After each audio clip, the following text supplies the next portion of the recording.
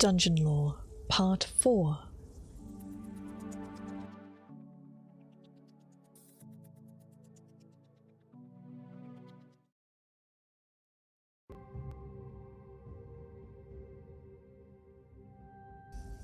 Wayrest Sewers, A Short History, Volume 1, by Hilaire Benequi. The city of Wayrest owes much to its merchants for its ever-flourishing economy. The abundance of money has done the city wonders, earning Wayrest the Monkia Jewel of the Bay. The wealth of its citizens have paid for the shimmering stone used in the city's construction, the bright armor worn by the local law enforcement agents, and most significantly, the modern marvel of the Western Tamriel, the Wayrest Sewers. Written accounts dating back to the city's foundation hint that, until the Wayrest Sewers were finished, the city was a jewel mired in muck and mud.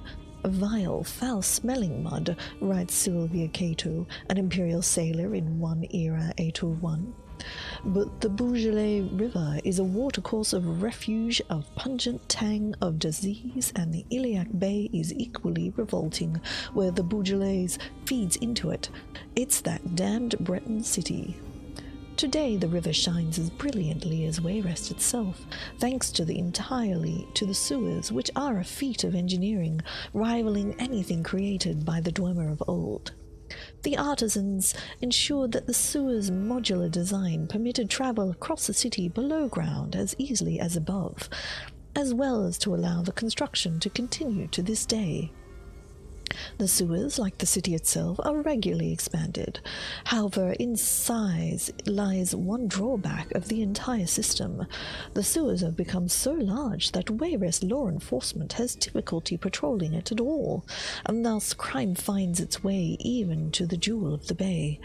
Like the city itself, most of these illicit activities can only be afforded by the rich, including skooma trade and necromancy. Skooma is a narcotic that's widely banned across Tamriel, and necromancy, the magical art of raising the dead, is also forbidden in many regions.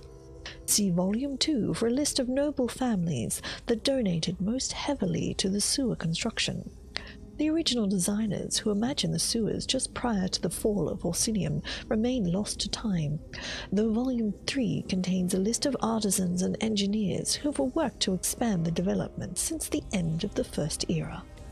What is Voldenrung? By Guru. Voldenrung is one of the most notorious mythological artifacts in history.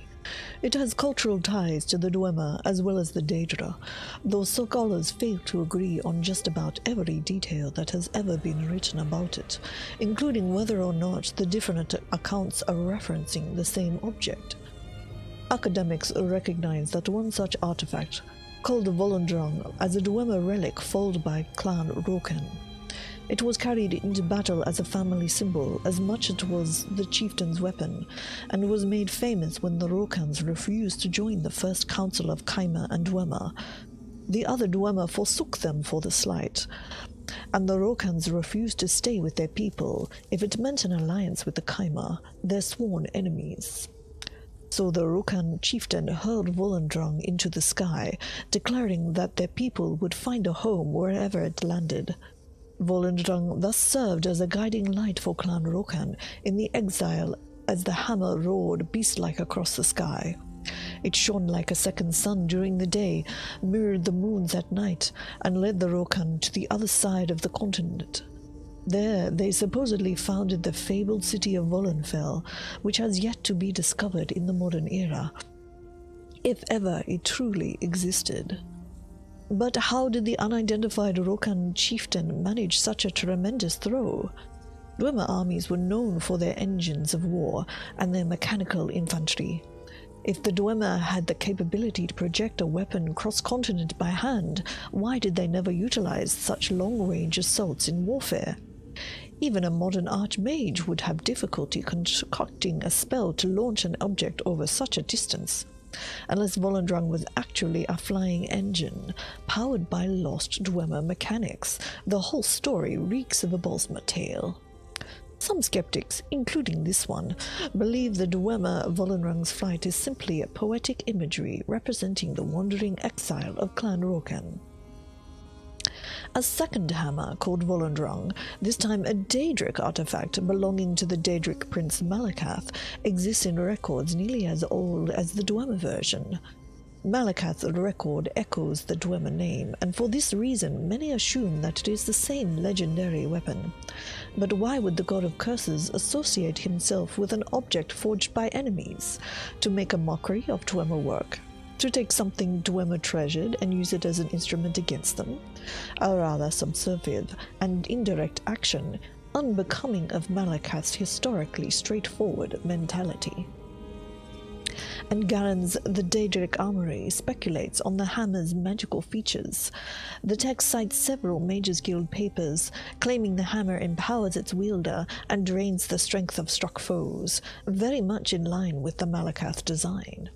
There is little doubt that the relic described could be tied to the god of curses.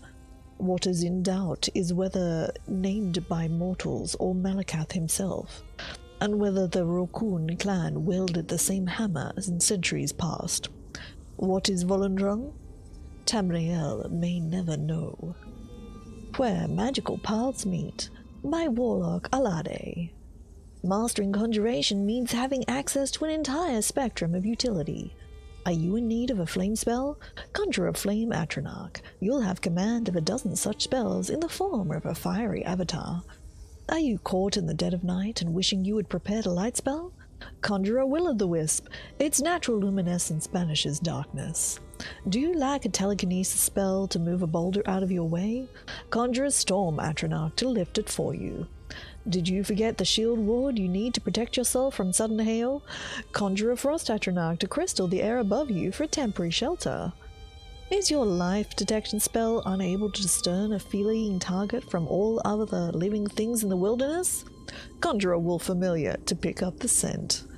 The flexibility of conjuration magic has been an unsung passion of mine, and I've compiled a comprehensive guide for replacing specifically common use spells with conjuration substitutes. See Volume 2, page 7 for more. Conjuration even allows access to Daedric abilities for those who dare to wield them. A mage well-versed in conjuration can summon all variety of Daedra, from scamps to Dremora lords. Mine wouldn't be the first primer for spells like these, but Volume 3 of this collection contains detailed instructions on beckoning the denizens of oblivion.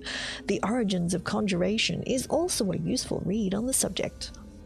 I realize I write highly of conjuration here, almost extravagantly, but if you do me the favor of reading the rest of this collection's volumes 2 to 22, you'll find that my words have weight. Author's note, it should go without saying, but contacting the Oblivion Planes only with the utmost discretion. The unwary mage could lose her life or worse in dealings with the Daedra. With regards to the Ebony Blade. The following is an intercepted Morag Tong memorandum in full, noted here for conjecture on the Daedric artifact Ebony Blade. Before I begin, let me preface by stating the Daedric Prince Mephala and her worshippers value arcanum above all else. You will learn this in time. To Hermaeus Mora, knowledge is power, but Mephala concerns herself only with the choicest morsels, knowledge secluded, undisclosed. The various Daedric artifacts associated with Mephala share this disposition, chief among them the Ebony Blade, of which little is known. The records of the Tong themselves disagree on the properties locked within the blade's metal, but I'll share with you what I know about it, and in return you will complete your first assignment for the Guild. I hope you will find the powers of gold a suitable base of operation. Your room is a favorite of mine, warm and dry. First, the blade initially passed into the Morag Tong's notice, this decade at least, when our brother Omdrus obtained it, taking it from Rivas, another brother. Rivas had the blade kept in a safe house for years, hidden from his fellow Morag Tong. How did Omdrus find Rivas out? He'll take that secret to his grave, but his handlers whispered that the web spinner himself had told her. Even the Tong is unsure how the blade is connected to Mafala, whether it is an extension of her physical form, or if her essence is bound to it, but it's important to her, and that makes it important to us. Second, Rivas was an ambitious mage, one of the Tong's most powerful, and he was not about to allow Umdras to leave his safe house with the ebony blade in tow. There was a duel between them, and when Umdras drew first blood with the blade and failed to kill, he was surprised Rivers did not engulf him in a fiery spell. It's possible the blade can silence magic, stymie the flow of magicka, or simply absorb it. Third, Rivers was keen with an edge and better skilled than Umdras, but Umdras wielded the ebony blade, and the wounds he suffered stitched themselves together as battle continued, as Umdras dealt less precise cuts. Perhaps a restorative property of the blade. Fourth, Rivers' last words were, "The vampire will be the end of us all." Umdras believed he was referring to the blade, that Rivers had hidden it out of legitimate fear. I believe that even the most vulnerable of the Morag Tong will say anything when backed into a corner. I have. Fifth, Umdras retrieved the blade, made a detailed report to his handlers, and then attempted to slaughter them. He murdered all but one. His actions had no discernible rhyme or reason or motive, and he was last seen on the 3rd floor of the Flowers of Gold.